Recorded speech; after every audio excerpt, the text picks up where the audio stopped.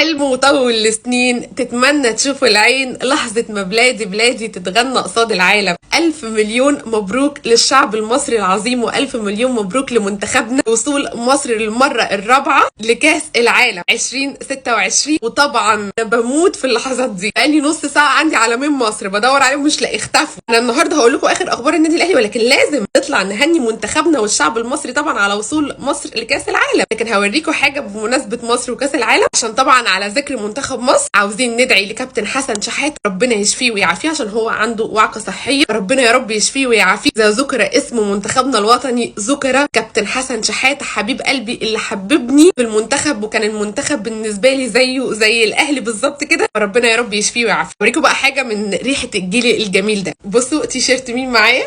تيشيرت جدو، تيشيرت المنتخب. بصوا 2010 مع انا كنت بعشق وستيل بعشق جدو، محمد ناجي جدو بالنسبه لي يعني حاجه كده. ما استنوا بقى اوريكم تيشيرت تاني، زيزو تيشيرت زيدان. جماعه دول كانوا اكتر اتنين بحبهم في المنتخب، طبعا ابو تريكه يعني، بس يعني جدو اوعى يجيلك جد احسن تبديل كان بيتعمل على مر التاريخ، تبديل الجدو يعني على طول بجول. طبعا اخر قبل ما نخش في اخر اخبار النادي الاهلي والعركه اللي احنا هنبدا فيها، طبعا الثلاث تجوال بتاعه منتخب. اول جول لابراهيم عادل، الاوفر بتاع زيزو فيكم الجول ده كده الاثنين ولادنا، عشان انا حاسه ان ابراهيم عادل هيجي الاهلي. لكن ايه الاوفر ده يا زيزو؟ ايه شويه اوفرات يا جماعه، دواء والله دواء. طبعا تاني جول محمد صلاح، اسيست ابننا محمود حسن تريزيجيه. تالت جول بقى حكايه، الاسيست حكايه من مروان عطيه. في جمله دايما كنت بتتقال لي كده من وانا صغننه، لو الاهلي كويس اذا منتخب مصر كويس. مبروك لمنتخب. تعالوا بقى نخش في اخر اخبار النادي الاهلي. عندنا مدرب جديد، عندنا اصابه لحسين الشحات 7 اسابيع هيغيبهم، عندنا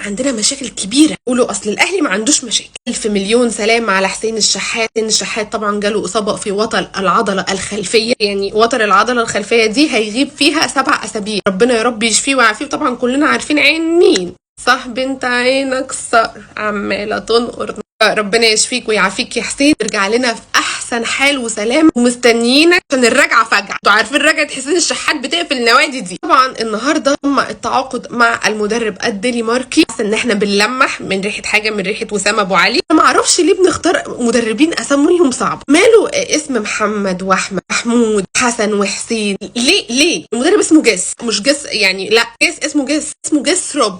اخترع له اسم واطلع بجد نقوله، لاني انا مش حاساه جس روب، يعني جس روب اصلا انا بقولها غلط، فيعني اوكي تعالوا اقول لكم جس، مثلا ما بقول لكم جس فانت اللي هو لا خمن اسمه جس، ماشي. تعالوا نشوف جس جيب مين. طبعا هو جس ان شاء الله هيوصل بكره، كل ما اسمه اضحك، هيوصل بكره ان شاء الله. معاه 5 انفار، معاه 2 مساعدين، معد بدني، محلل فني، ومدرب حراس مرمى. هيبتدي اول تمرينه ليه مع النادي الاهلي يوم الجمعه اللي هي بعد بكره ان شاء الله. في ناس بيقولوا جس وفي ناس بيقولوا يس. طب ايه رايكم احنا نسميه يس.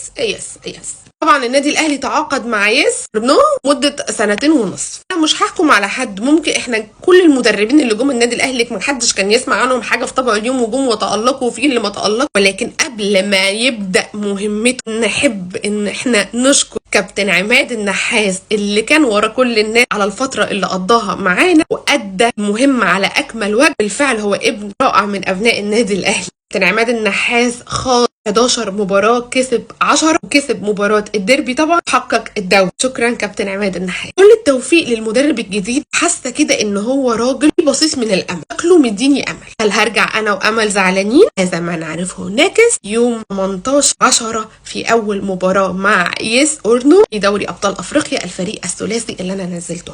التوفيق والدعم قدام كابتن سيد عبد الحفيظ مختار يس، هو هيبقى يس، شور هيبقى يس. عاوزه اعرف انتوا حاسين ايه. عاوزه اوضح نقطه، امبارح لما طلعت اتكلمت في نقطه كولر، قلت ان هو التصريحات هو اللي بيقول ان هو نفسه يرجع النادي الاهلي، مش النادي الاهلي اللي عاوز يجيب كولر. يا ريت لما نتفرج على الفيديو ما ناخدش اللقطه الاولانيه ونسيب بقيه الفيديو. دي معلومه عشان انا ما بقولش حاجه غلط، عشان ما اتعصبش. حبايب قلب اخوه، قولوا لي بقى رايكم في يس، يبقى يس اور نو.